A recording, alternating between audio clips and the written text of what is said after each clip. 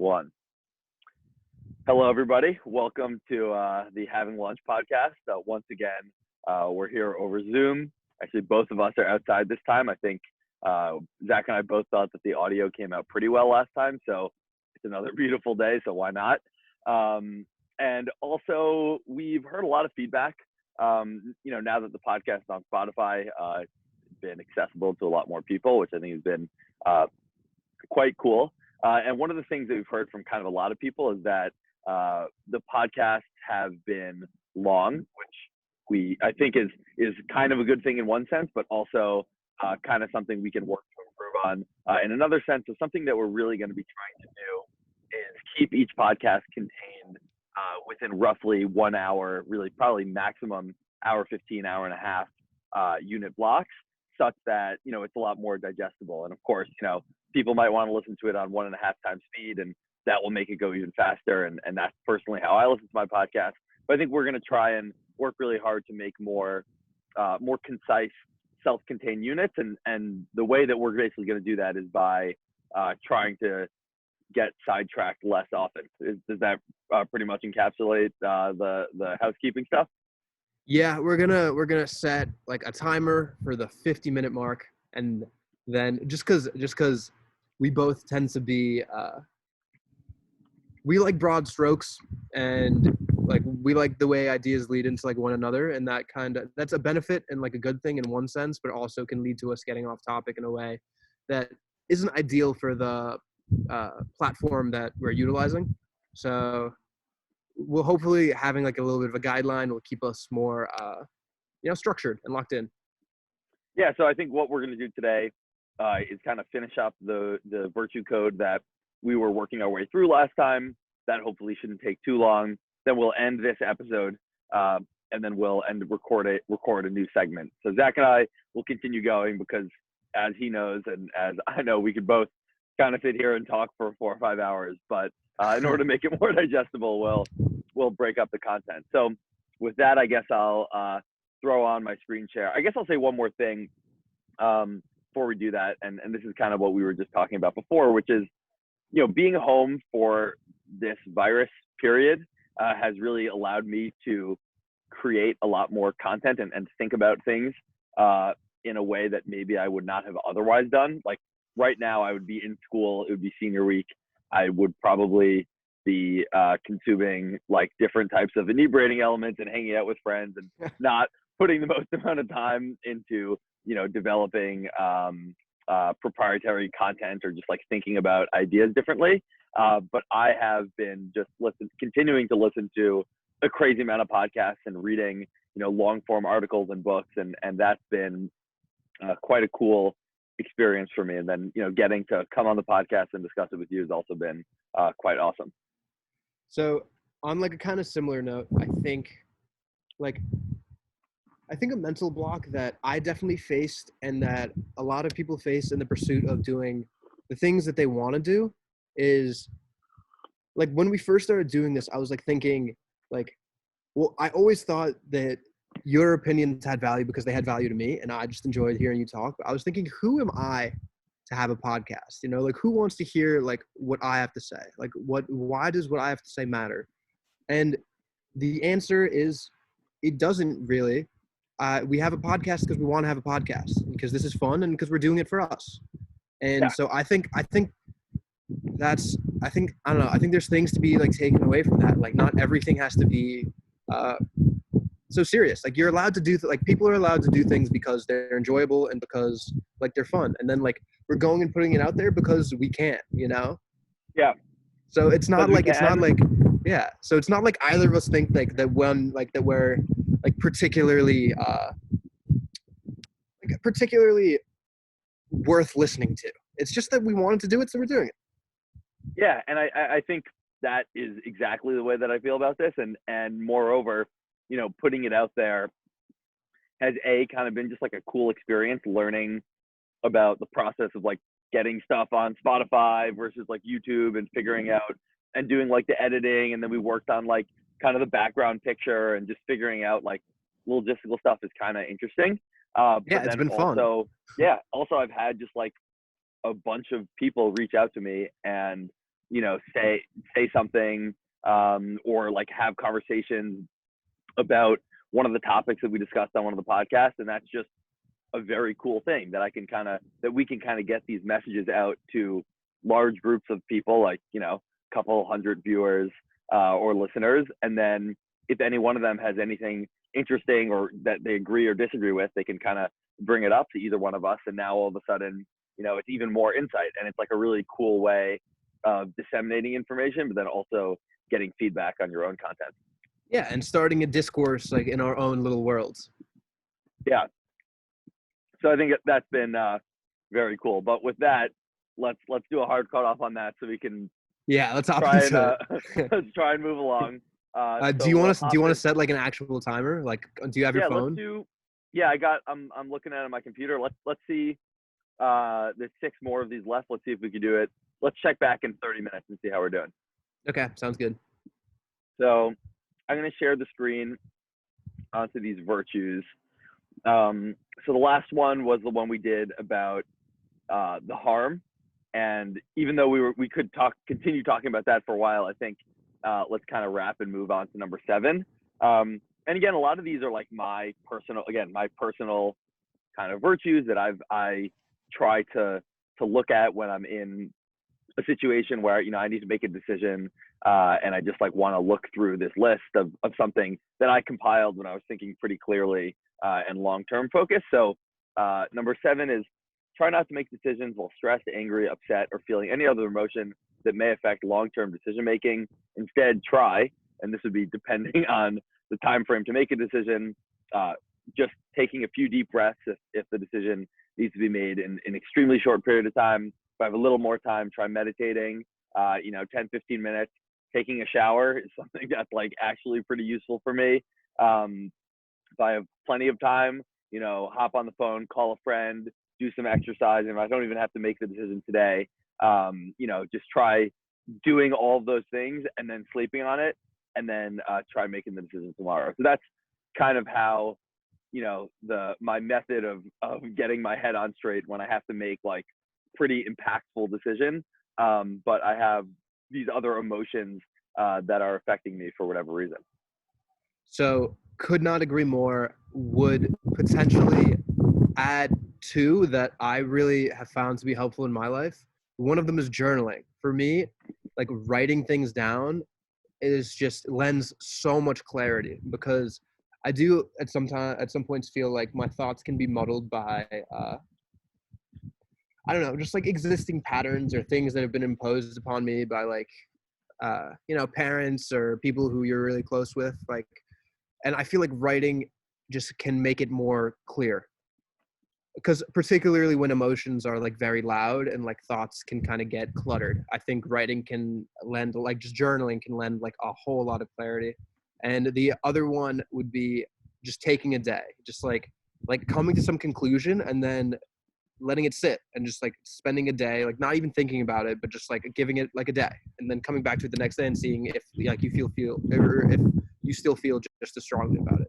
And so one thing that I realized recently is I feel like I feel myself that I have like a bit of a shopping problem. Not in the sense that like I really like I buy so much or I have all these things or I spend ridiculous amounts of money, but it just like a statistic that spoke to me recently was Americans consume 3 times more things than any other people on the planet. Mm-hmm. Per person, 3 times more things per person. Each American consumes as much as 3 people almost anywhere else on the planet. And to me, that was just like ridiculous. Like that's insane. That we just have such a culture of consumption and of just buying without need, and like so. I don't think I'm like the most extreme example of that, but I think I can be improved. So I've been trying to be more mindful in terms of purchases. And so like the thing that works, or the thing that was suggested to me by important people in my life, has been even if something seems like it's a good deal, or even something seems like it would be like a good purchase or it'd be beneficial, just put it in the cart and let it sit for a day. And then if you still want it a day later, then maybe it's worth getting. Yeah, that's very interesting. I think both of those points. I mean, the latter one, like my idea was kind of like sleep on it, like don't make the rash decisions, wait till the next day, see how you feel, so I can empathize with that. But I'm honestly a bit surprised at myself that I didn't put journaling on here. I mean, kind of as I mentioned during the last podcast, um, this was kind of like a base code of like virtues that were more reminders for me. And typically I journal before bed, and I did, I journaled every day for about 2 years. But now I've That's more, amazing. yeah, it was definitely a cool period in my life. But I think at this point, especially now that I'm in a relationship and I kind of can talk through like my day-to-day stuff with my girlfriend, really every day. Journaling has kind of made more sense for me to do on a non-routine basis. And so oftentimes it's like the first thing that I do when I feel these emotions. So it's kind of funny that I didn't even think to put it on this list just because it was maybe like too obvious for me in terms of like, oh, like it's my go-to thing. And then like I would do the other stuff, or like I would do it before bed. But like it definitely should have been on this list. So I appreciate that you brought it up, because I'm just like, wow, now this list is that much better. Well, it's definitely Cool. a good thing that that's so routine for you that you would even look over it, but it's something that could serve to help people, I think, in their day-to-days. Yeah, no, definitely that's true. I think let's move to number 8. Yeah. Cool. So this one I really like. It's take any unique opportunities that you're on the fence about, as long as there's not any real risk.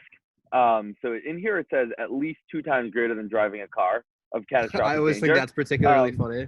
Yeah, and the second one, and the little sub bullet is do it, especially if it will provide me with an opportunity to learn or experience something different or express myself in a new way. So just to, I was thinking about actually changing what's inside of the parentheses, because yesterday, my friend who is a pilot, so he's been training to be a pilot for a few years. He became a pilot last summer.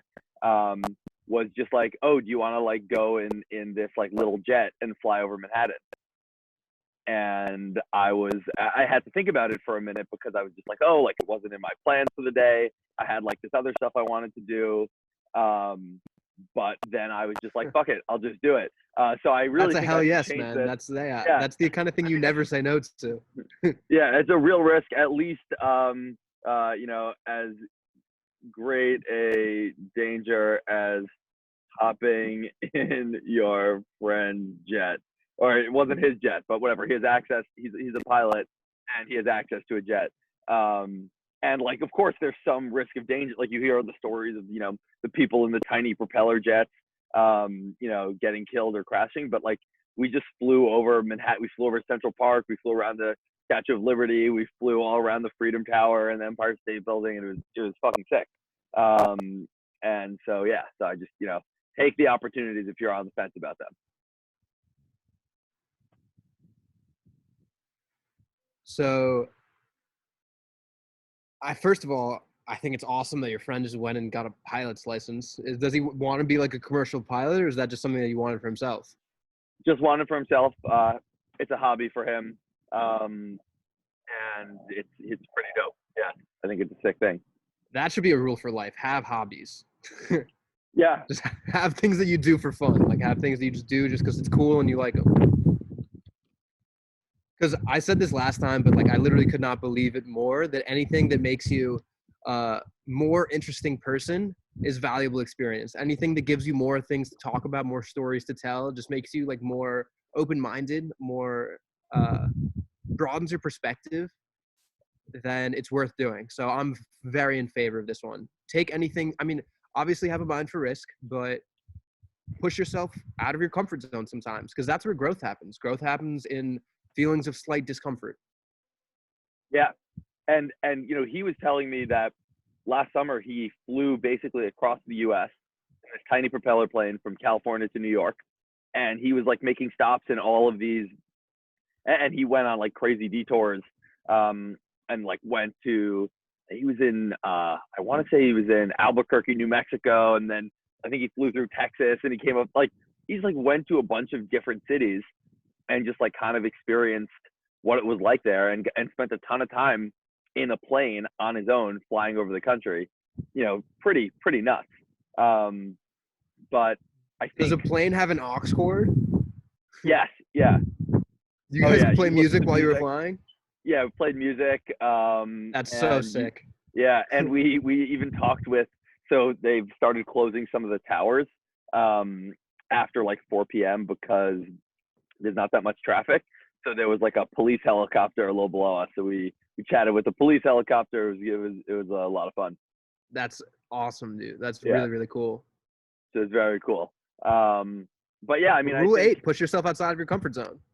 yeah, I think that's basically the gist of that rule.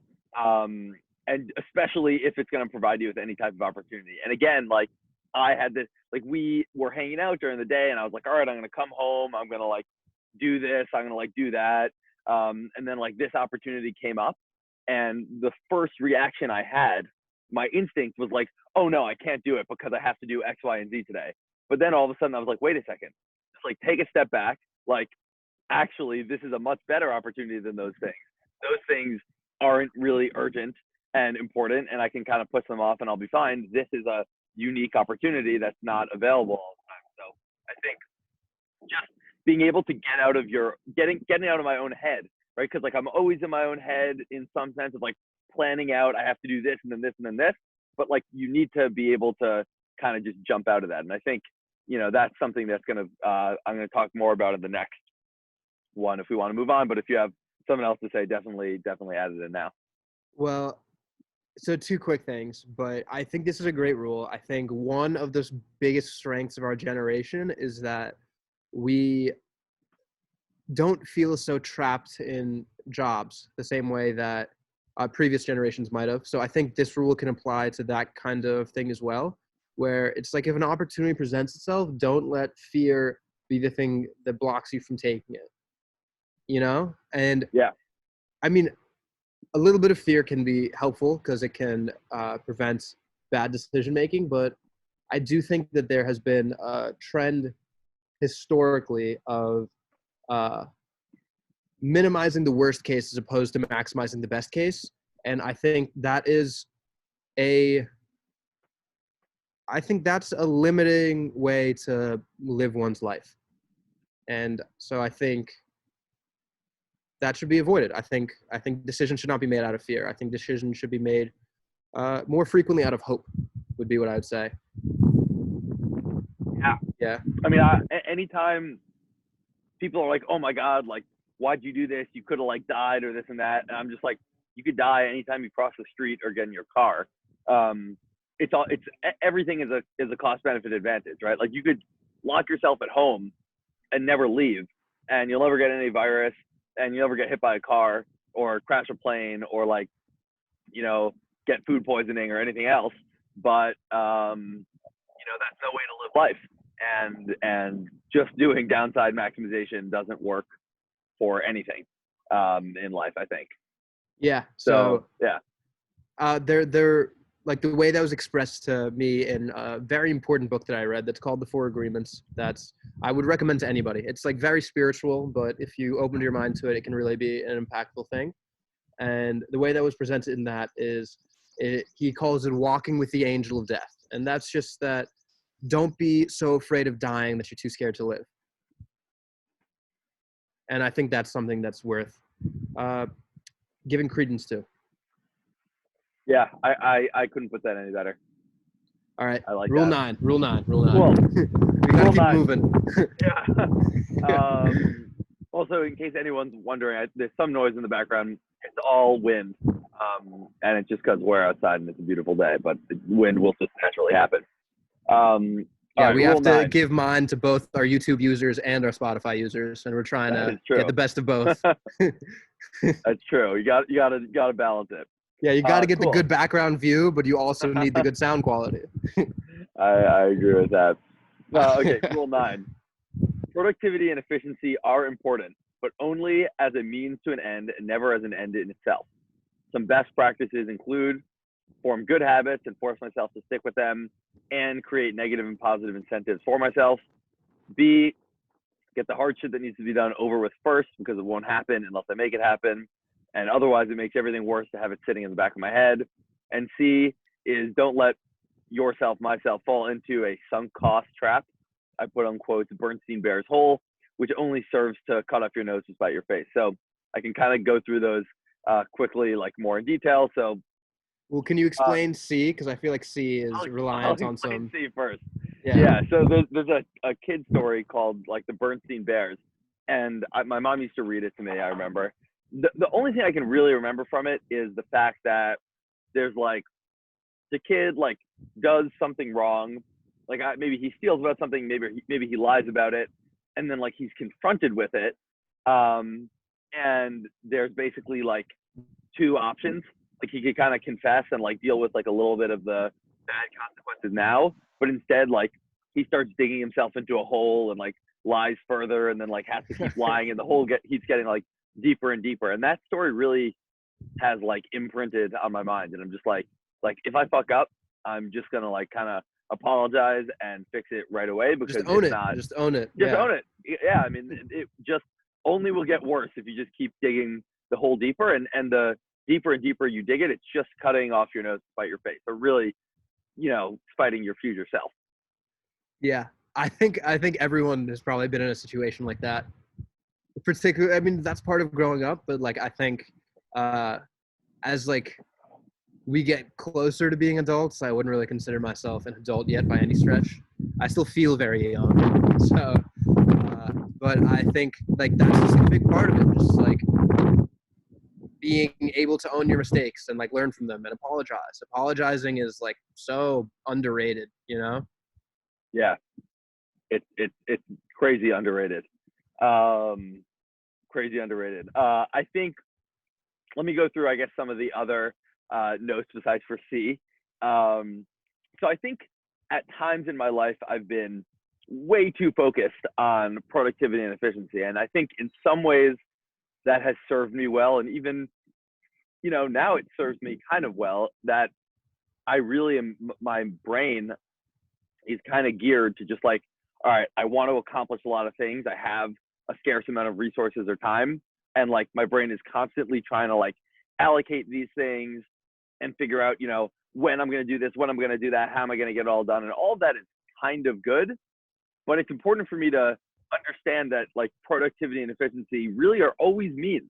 They're not an end in itself. And I think at times in my life, like I think I talked about one of the earlier podcasts, like my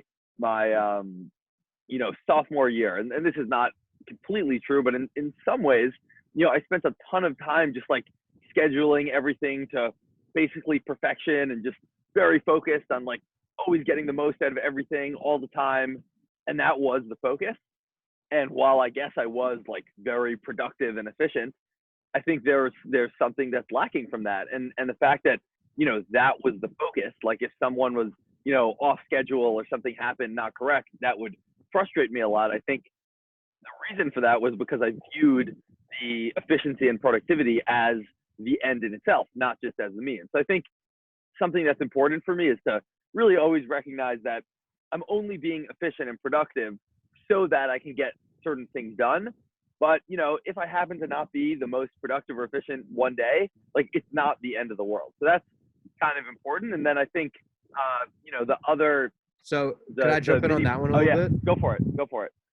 So what I would say to that is, well, first of all, to define like what mindfulness means to me, it's just awareness. It's awareness of what you're doing, of what you're thinking in any given moment. It's just living. It's like truly being awake. It's like being awake to your own life and like being aware of what you're doing. So to me, the change seems like it's been from working for the sake of working, as opposed to like working for the sake of a goal. And I think it should always be for the sake of a goal, because that's mindful living, like knowing what you want and then knowing the steps to get there. So productivity is a very important skill to have, but it's a skill, it's not an end result. Tool. It's a skill. Yeah. It's a tool in your toolkit that gets you to where you want to go, but you need to know where you're going. You need to have a place where you want to go. That's mindful living. Yeah. Well, I the only slight caveat I would kind of add there is that you said working for the sake of working is not good. Working for the sake of a goal is good. I think that's mostly true, but sometimes there are certain types of like work or like even, doing this podcast or Like if I'm, writing a blog post or, going for a run, like, part of it is the goal that I'm going to have a finished product, but part of it is also the experience itself. So I think, that's also important. Well, there I would say just the goal is different because the goal of, uh, let's say, writing a blog post or thinking about things is, while like part of it is having a finished blog post, the real goal of it is to uh, like really firm out a set of ideas and to grow as an individual. So the goal is Yeah. growth. That's the goal of this podcast for me. Yeah, me too.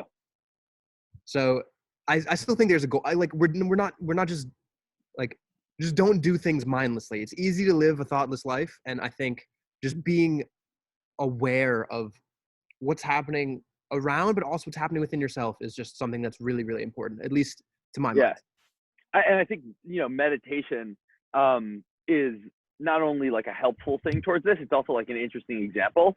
Like when I meditate, like it is my goal to meditate every day, but also meditating is like a really interesting thing in itself where like some days I'm like better at it, some days I'm worse at it, but I never want it to feel like I'm doing it because, I write on my whiteboard that I'm supposed to meditate every day. Like I do it because I genuinely think it's a good goal. And also the process of doing it like strengthens my character or like strengthens my peace of mind and helps me recognize that, just the goal itself is not the only important thing. So I think there's kind of like this circular feedback mechanism that can exist with it as well. Yeah, that's very well put. Cool. So just like on the little points A and B, so form good habits, force myself to stick with them, create negative, positive incentives for myself. Kind of, I think I also mentioned this at the beginning of the last podcast. Like during this quarantine, I put 8 things on my whiteboard of things I want to do every day, and I tell myself I have to do 7 of them. And like I can't, like the punishment is that I like am not going to be happy with myself if I don't do them, and like I won't allow myself to like, let's say I'm trying to like have a glass of wine and like get into bed and watch TV, like not going to happen unless I do them. But then also like if I do the 7 things, then it's like, oh, I did like I had a good day, like I did the things that are good for my long-term success. Now I can like get into bed and like have a glass of wine and watch TV or like play Xbox with friends or whatever it is. So I think, forming the good habits and getting into the habits makes it a lot easier to do those things that are good for you long term. But when you're in the process of forming them, it's the incentive structure is really important, and parenting yourself and learning to parent yourself is kind of important because no one else is going to parent you once you're, an adult person. So that's my spiel for A. I agree with that 100%. I feel an aversion to the term negative incentives, just because I feel like negative incentives for me, maybe for a lot of people, were like the primary method in which like I was raised. Like there weren't really a lot of positive incentives to doing things. It wasn't like oh, if you like get good grades, like there is like a benefit. It's more like if you don't get good grades, there's gonna be like it's like some shit's gonna go down. So that's kind of like created this like mental block for me in terms of negative incentives.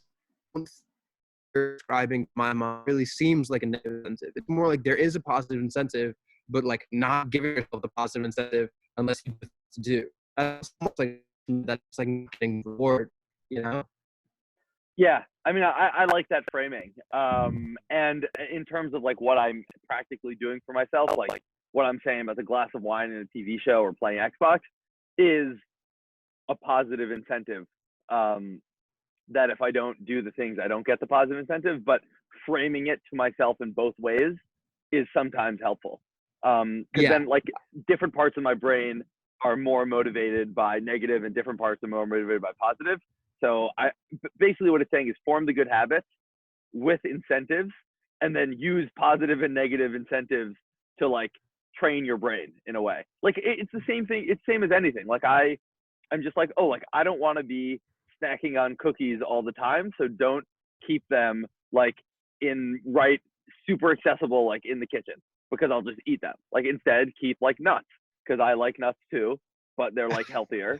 So I'll just like eat nuts because I'm constantly hungry and I'm constantly going to the kitchen. And it's like it's just like it's such an easy good habit to form. So that's A. B is I think something that's also very important for me. So it's get the hard shit done first. And I think that's just a really good thing to do because like whether it's with, in school, like I have, to do like this one reading assignment and like one essay and like the reading's super easy. They're for different classes, let's say. The reading's super easy and the essay's super hard, or will take a long time. It's just like do the hard shit first because if I do the reading first, the entire time the fact that I need to do the essay is going to be on my mind. Then I'm going to want to take a break after I do the reading, and then it's going to be like later at night, and I'm not sure I'm going to do the essay. And meanwhile, during the break, the essay is going to be on my mind the entire time. Or I could just like get the hard thing done first, and then I can just be like, okay, now I'm like done for the night. I accomplished the real thing. I could like do the next thing tomorrow morning. Or I could just like not, or I could just do the next thing. But either way, I'm not going to have like this big thing hanging in the back of my head. So basically, like my strategy for myself is when I make a to-do list, I kind of have a few quadrants on my to-do list. Like I have quadrant 1, which is urgent and important, quadrant 2, and then quadrant 2 and 3. And one of them, and I've kind of played around with them, but one of them is important but not urgent. So that's quadrant 2 for me right now. And quadrant 3 is urgent but not important. But then within each of those quadrants, I structure it hardest thing to do on the top. And I always do the top one first. And that's kind of how I try and like look at my organization, which is, you want to do the urgent and important things first. And then within that category of urgent and important things, do the hardest one of them first. So first do all the urgent and important from hardest down. And then you can do the important, not urgent stuff. And then the urgent, you get it, I hope. So yeah, I get it. Yeah. So for me, like a big thing that works for me is just like the concept of reframing. So, and I'll talk about that in two senses. First of all, in part A, you use the word force. And for me, I don't, because I usually view, like I try and separate like negative or bad behaviors like from myself, as in like it's not like I'm not a bad person, but I did something that was like not ideal. Like I missed an assignment, like whatever the case may be in terms of school.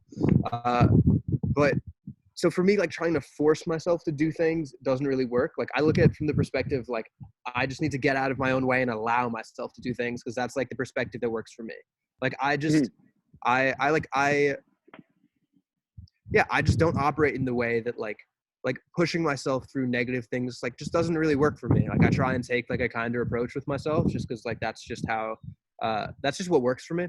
So like, and in terms of like getting the hard shit done first, like the way for me to get hard things done is to just like take a step back and be like, it's not that hard.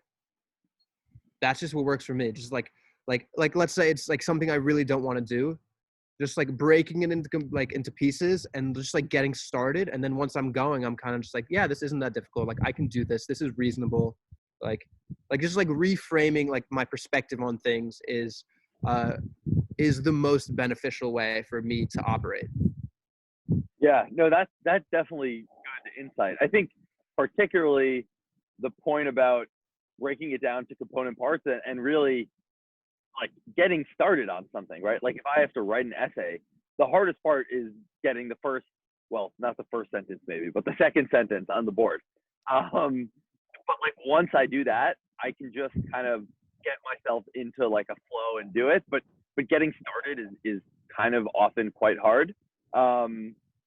So there's something to be said for maybe doing a little bit of an easier task, or at least an easier part of a hard task first, as like an entrance into doing the hard task. I think that's something that maybe I could like incorporate into this or just like into my thinking generally. But it's definitely a good point that like if you do the easy part of a hard task first, then it's like the second derivative, right? Like you do the easy part of the hard task first, and then it's like it'll be easier. So I also think that there's this big stigma in our culture against like quitting. Um, and I think like, yeah, quitting is a bad thing. Like I think you should give your all at like whatever it is you're doing. But I also think that if you really like dislike doing something and you really need to force yourself into doing it, then that just might not be the thing for you, and that's so okay. The example for Yeah. me is like computer science. Like I thought I went into college and I was like, I want to study computer science, and then I took like a few comp sci courses, and it was such a grind to get through them. Like it just was really like it was a slog. Like, and I hated every second of everything, like of every moment that I was doing. And I kind of hit a point of realization where it's like, I don't have to be doing this. Like there's some things you have to do that are difficult. Like that's part of life. But like I don't need to force myself to make my own life more difficult. Like there's other things that I can do that I will enjoy and that will be more fulfilling. Like not just as like if anything, it's gonna bring me more joy. And like to my mind, if I'm living a fulfilled life, that's my definition of success. So like I just was able to like once I like kind of got that stigma out of my head where it's like I started this like I really have to finish or else like I'm gonna be a quitter for the rest of my life. Like once I kind of got rid of that, I was like, wait, like I'm okay to stop doing this and pursue things that I actually enjoy. Like I do feel that sometimes we as people, maybe particularly as American people, we are like our own warden. Like we trap ourselves. We trap ourselves in certain boxes and confine ourselves to doing certain things when really there's other ways of doing things. There's other ways of looking at things. And I think once the stigma of that is removed, you're kind of one is able to allow themselves to live their life a little bit more fully. Yeah. No, I like that a lot. And I think in terms of like an example of you were saying quitting. So like one that's like pretty prescient for me right now is I started a book recently called The Infinite Jest by David Foster Wallace. And Oh wow. so yeah, so you know, I'm a pretty avid reader. I read pretty fast. Like I start a book and I just like kind of move through it.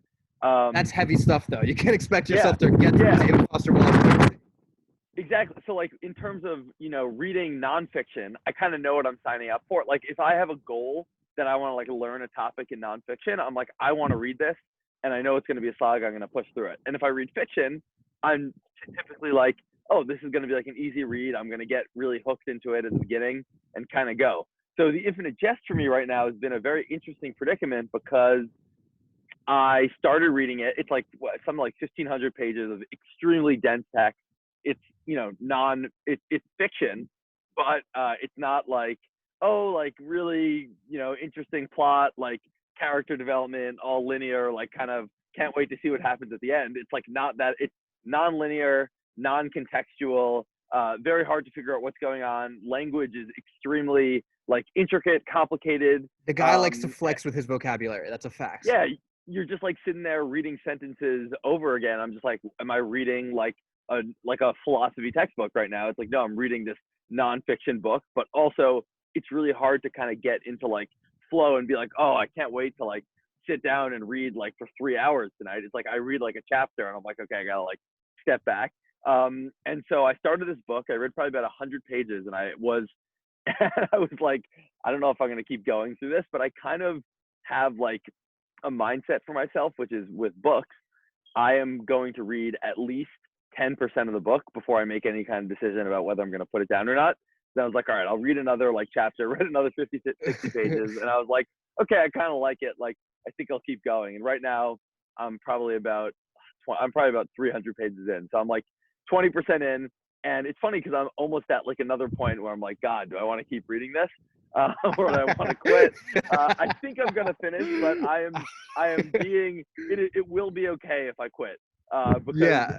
and I know for next time that if I'm gonna take on a challenge like this, I want to do it with like a friend.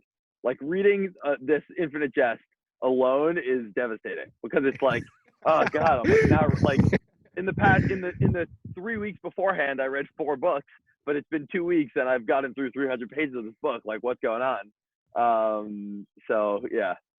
And like so I think it can be difficult for us to like stay out of the mindset where like or to like just be kind to yourself, like not be like Yeah. like for me, like I was I had like a very similar experience where I was in the 8th grade and I like thought I was clever and I tried to read The Grapes of Wrath. And I got like Mhm. 10 Yeah, pages in and I was just like, dude, like this is not it. Like this is not yeah, happening for me. And yeah, the place I wanted to go in my head was like, am I dumb? Like, can I not read this book? Like, I must be stupid for not being able to read this book. But like, the fact is, like, there's just no need. Like, there's points where like it might be beneficial to be hard on oneself and be firm. But like most of the times, like you really should just like take like ease off a little bit. I think everyone could stand to kind of just like be a little kinder to themselves, to chill out a little bit. Like it's not yeah. always that serious, you know. Like if you stop And I reading the think, book, yeah, not a big deal. fine. Yeah, Yeah, it's fine. It's I think that's okay. true. Yeah, I do think that's true, and I think I still want to try and finish it, but we'll see. But either way, this leads us nicely into number 10. Yeah, let's I'm keep going it to try and moving. keep moving us along, which is Yeah, try to be flexible with yourself, especially it says especially with others.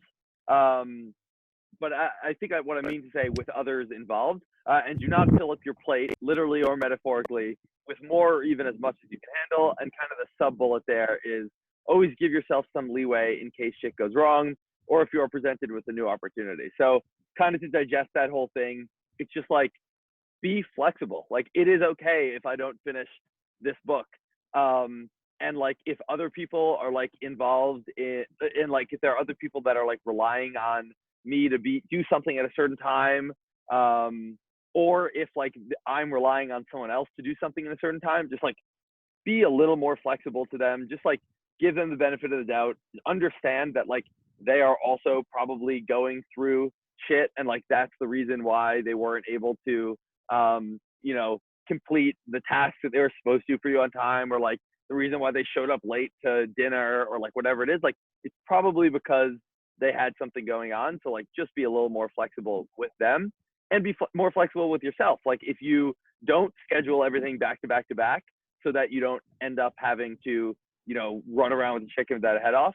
And it's like, don't fill up your plate too much. Like, don't fill up a massive plate of food, because then, you know, you won't be able to take more of one thing or another if you really like something, because it'll be full. And don't do it metaphorically either, because like if you just like pack in your days, you won't be able to kind of make the type of pivots, like go on a private jet ride around Manhattan, because, you know, you scheduled out your whole day and this and that. And I think just things will also go wrong, right? Like there's things that are going to go right, and you want to have room for that. But when things go wrong, you also want to have room for that too. So I think just giving built-in leeway to yourself will give you an extra cushion when shit goes wrong, and also will give you more time to do more of what you want when things are going well, or if there are new opportunities that are presented. So I think that's a pretty critical rule. so two things I have to say about that. One is that I really firmly believe that we treat others the way we treat ourselves. And so someone who is kind to oneself and flexible with themselves and like understanding towards themselves, like gets that like their best effort on a given day is going to be different from day to day, and that sometimes things happen, and like you can't always be operating at 100%, and you can't always like sometimes things go wrong and sometimes things happen, and that's okay. I think someone who's like that with themselves is going to be able to be like that with other people.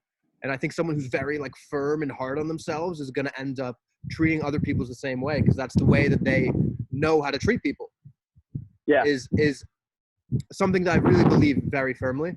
And I think the way I was raised, and I feel like this could be like a New York area thing, this could be an East Coast thing, but the way that I was taught to do things, to get things done, was to basically just bully myself into doing it, was to just be like you need to get this done, do it right now, like if you don't do it, you're a piece of shit, like just do it, like get it done. And like I think that can work for a lot of people, but like I have realized that that doesn't work at all for me, and like I need to give myself some space to maneuver, like some room to breathe. And I think that people who like weren't raised that way, like weren't raised taught to like give themselves some like ample space, can have difficulty like adopting that. But I do think it's something that's like worthwhile, because I think that life just becomes better like when you get into that headspace. Yeah, I mean that's something that, as you were saying it, I was very much pondering for myself. And I definitely am tough on myself to an extent, and also understanding to an extent. But I do wonder how much that translates over. I mean, I try to treat other people maybe better in some respects than I treat myself, only because I understand like all of the predicaments that I'm facing, whereas I know that I don't understand all the predicaments that other people are facing. So I think like there is a sense in which it's a little bit okay, when I know that like I'm at home and I have nothing on my like I'm healthy, my family's healthy, I have space for myself. Like there's not really a reason why I shouldn't be like being productive. And so like because of that, I'm a little tougher on myself. Whereas, maybe I don't know everything that's going on in your house or someone else's house, or how, if they're feeling healthy or not healthy. So I think, in some ways it's a little bit okay to treat yourself, or be a little bit more firm with yourself. But I think also, there's an element of truth to like, if you're kinder with yourself, you'll be kinder with the world, and all of that. So I think it's a good and fair point. Well, to my mind, that's just don't make assumptions about other people, which is just like another important rule. Because like you can never know Yeah. what's going on in another person's life. Like you never know the full story. The only thing you can know is what they tell you. And I think a lot of the times there's benefit in like choosing to believe just like in other people. I think that just makes life better. Yeah. So I don't know. That's my two Cool. cents on number 10. Yeah. Cool. I like it. I like believing in other people. I think that leads very well into number 11. It's cool. I think we've been doing a lot of good transitions, and also I think it's cool because I kind of, I made this list and didn't have like no one looked over it. I kind of looked over it myself. I think you've added lots of really cool insights, that like, I don't know, it's pretty hard to come up with like a fully comprehensive list of stuff, and there are going to be things that are missing. And I think you've been very helpful for me, just like as we've been going through this, to kind of like fill in some of the blanks, or maybe I could maybe miss some stuff, or highlighted some stuff more in depth. So that's been very cool. But yeah, I all appreciate right, you we saying got so. a couple more left, and I want to finish in under an hour. We're at 41 minutes since we started this topic, so Okay. We're let not let's honestly, big improvement. The first 6 yeah, took us like 2 hours. I think so. I think so. All right, number 11. Always be willing to learn from others. Everyone has someone to teach me. And the sub bullet is, instead of feeling any type of jealousy or related emotions for what people have or know, use it as an opportunity to reflect on how much you have or know. So I think this one, is kind of been a bit of a big, like one of the things that I think has signified my coming of age into adulthood has been this rule. Like I can just think of myself like in high school, like people who knew more about a topic, or like had like a beach house in the Hamptons, or like something. I'm just like, oh my god, like I'm so jealous of that person. Like I wish I had that. Particularly like in terms of the having material things. Or like this, my friend has like this game or that when I was younger, right? Like those I think are fairly natural emotions, but are really pretty harmful. And I think particularly, in terms of learning to, when I see someone else has like this amazing beach house or this amazing toy or this or that, instead of being like thinking like, oh well, they also have all this shitty stuff, so it's okay, or like being just pure jealous of them. Instead, just be like, wow, like I also have lots of good stuff, and like I'm pretty content with the stuff that I have, and that's pretty awesome. And then I think in terms of the knowledge stuff, this one I haven't had as much, I think, trouble with, but is also just like an important lesson. Like when I listen to a smart person give a lecture, or just like have a call with someone who's just like really bright, or like knows a lot more about something than I do, I'm just like, wow, that's so dope that this person just like knows a lot about this topic. Like that's really cool. And the takeaway that I have from it at maximum is like, I should try and like learn more about like their field, or just like some other field. And like, that's a really cool thing. So I think this one works on a couple different levels. I think always be willing to learn from others. I think that's so important because for a couple of reasons. I think if you walk into every interaction with perspective, like this person has something of valuable to, has something of value to say, then you are gonna just listen, and that's something that cannot be like spoken up enough. Like just the ability to listen actively. Like I think that's like a skill that honestly, for me personally, I was surprised to hear a few years ago that like a lot of people have trouble listening. Like for me, that was something I could always kind of just do. Like I don't know why I became that way. It might be because like I had like social anxiety, so that's like kind of the way that I coped. That if I like was not listening, I would be just freaking out. So I like had to teach myself how to just like be tuned in.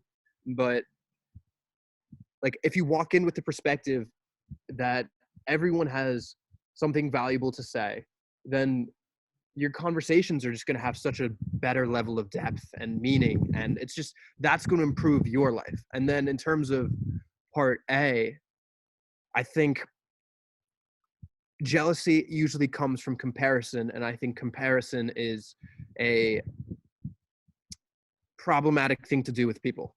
I think uh, it's important to learn to be content with yourself, and anyone who, because there's always someone who's going to be smarter, or like someone who's going to have more, who's going to be able to do more, someone who's better at any given thing.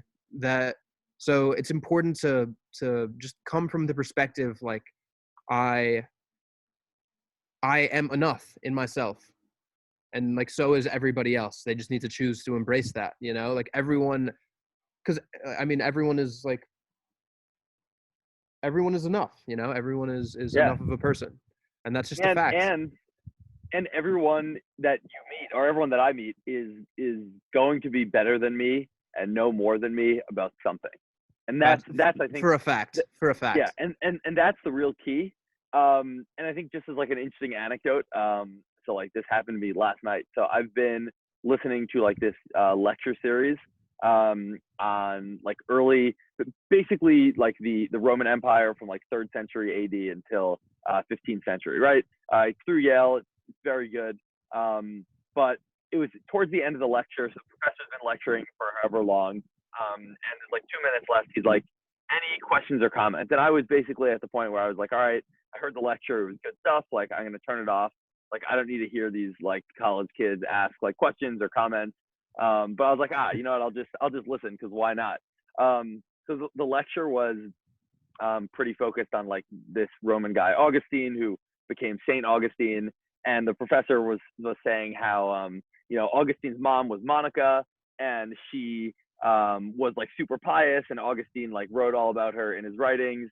But like even though she was way more pious than he was, only he became a saint, and he was Saint Augustine. Nothing happened to her. And then one of the students like makes a comment. He's like, by the way, I am from Santa Monica, California, and I'm pretty sure that St. Augustine's mom became a saint, and her name is Santa Monica. And it was just like, and then the professor was like, "Oh, like that's so interesting." And I was just, it reminded me a lot of this, and it was just like, wow, like even if you think you know like so much about a topic, which like clearly this professor just like knows, like he knows so much about like Roman history in like the early Middle Ages. It's like insane, but like there's still like some stuff that like other people, the student, for like whatever reason, like maybe he didn't know so much about Roman history, but like he happened to be from this town, Santa Monica, California, and like knew the origin of the name. So like he was able to teach the professor something, even in the subject where the professor knows way more than everyone in the room combined. So I think Where the that was professor is kind of literally an cool. expert. Yeah. He's literally like a world-renowned expert on like the early medieval European history, but like he didn't know this one little tidbit, but like the student knew it because of like a whole nother thing, not because he knew anything about Roman history, but because he lived in Santa Monica, California. So I think that's an interesting thing. And I think we go on to the last one now, which is I think is a good one, which is schedule in time for yourself. Don't take anything in life, including this list, too seriously, as moderation is always the best option, including for extremes, but not in extremes. So I think like what this means is just like, and I think I've learned this lesson more and more as I've been home and getting to spend a lot of quality time alone during like the coronavirus quarantine. But basically, time for myself is like so important. It's important to take time to like read and like do podcasts and the productive stuff for myself, but also just to take time to like sit and think and like cook food or go for walks with like music or no music and journal or just like do whatever it is that I feel like I want to be doing. It's just like important to kind of schedule in that time so that even when I'm really busy, there's still going to be enough time for me to have kind of open space. Don't take things for life too seriously or for granted.